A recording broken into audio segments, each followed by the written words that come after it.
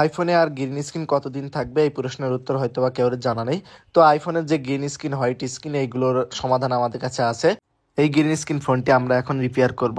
মূলত আমরা রিপেয়ার করার সময় আমাদের এই ফোনগুলো আগে ডিসঅ্যাসেম্বল করে নিতে হবে সুন্দরভাবে। আমরা স্ক্রু খুলে আমরা যে ডিসপ্লে ডিসঅ্যাসেম্বল মেশিন আছে এটার মাধ্যমে ডিসপ্লেটা সুন্দরভাবে আমরা খুলে নেব। কারণ এগুলোকে খেয়াল রাখতে হবে, কারণ এটা আইফোন 14 প্রো ম্যাক্সের দাম প্রায়, ডিসপ্লের দাম প্রায় আপনার 40,000-এর আশপাশে এরকম হবে। তো অনেকে 40,000 টাকা দিয়ে ডিসপ্লে চেঞ্জ করতে পারেন না, অনেকে রিপেয়ার করে চালাতে চান। তো এই ডিসপ্লেটা কিভাবে সুন্দর করে আমরা অরিজিনাল যে মেসেজ টুটন সব কিছু ঠিক ঠিক এই ডিসপ্লেটা রিপেয়ার করব। বর্তমান সময়ে এসে আইফোনে যে গ্রিন স্ক্রিন হোয়াইট স্ক্রিন এই কারণে অনেকে আইফোন কিনতে সমস্যা বোধ করেন বা দ্বিধাগ্রস্ত করেন যে আমার ফোনটা এত টাকা দিয়ে ফোনটি কিনবো যে আমার যাতে আবার গ্রিন স্ক্রিন হয়ে যায় বা আবার হোয়াইট স্ক্রিন হয়ে যায়। কারণ একটা আইফোনের ডিসপ্লের দাম, অরিজিনালটার দাম আপনার অনেক প্রায় আপনার যে টাকা দিয়ে ফোন কিনবেন সে টাকার দেখে আপনার আইফোনের ডিসপ্লের দাম চলে আসে। তো মানুষ অনেক সময় ভাই নতুনটা কিনবো নাকি সেকেন্ড হ্যান্ড নিয়ে কেমন হবে, অনেক সময় সেকেন্ড হ্যান্ড নিতে গেলে আপনার দেখা যাচ্ছে ডিসপ্লেগুলো রিপেয়ার করা থাকে।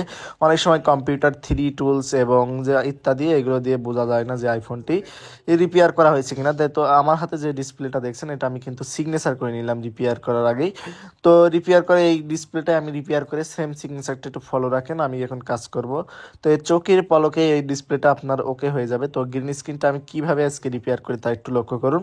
তো সম্পূর্ণটা আমি অন করে নিলাম ফোনটি, দেমো হট এয়ার গান দিয়ে যে আমি রিপেয়ার করলাম এটা আমি প্রসেস করে নেওয়ার পরে দেখেন ডিসপ্লেটি চলে এসছে এবং ডিসপ্লেটি ব্রাইটনেস ছিল না, আমি ব্রাইটনেস দিয়ে ইত্যাদি চেক করছি। তো এখন পুরো যেহেতু আমার ডিসপ্লেটা ওকে হয়ে গেছে, দেখেন সিগনেচারটা, তো দেখেন সেই আপুর ফোনটি। তো এই ফোনটি আমি আবার সুন্দর করে পুনরায় ফিটিং করবো। আমরা যে তো যেখানে ছিলাম আইফোনের কাস্টমার এখন ক্রেতা এবং যে বিক্রেতা দুইজনের লসের ভিতরে আছে।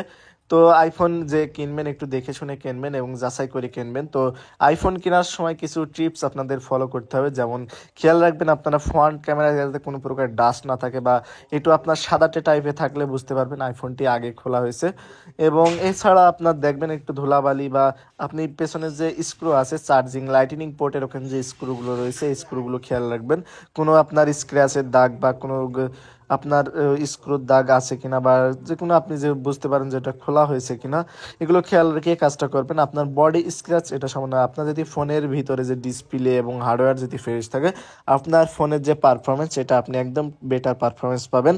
কারণ অনেক সময় আপনার ব্যাক কাভার ইউজ করলেও আপনার বডিতে স্ক্র্যাচ চলে আসে, এক ধরনের ডাস্ট পড়ে, বিশেষ করে আইফোন 13 সিরিজ 14 সিরিজে এটা বেশি হয়। ভিডিওটি কন্টিনিউ করার জন্য আপনাদের সবাইকে ধন্যবাদ। থ্যাংক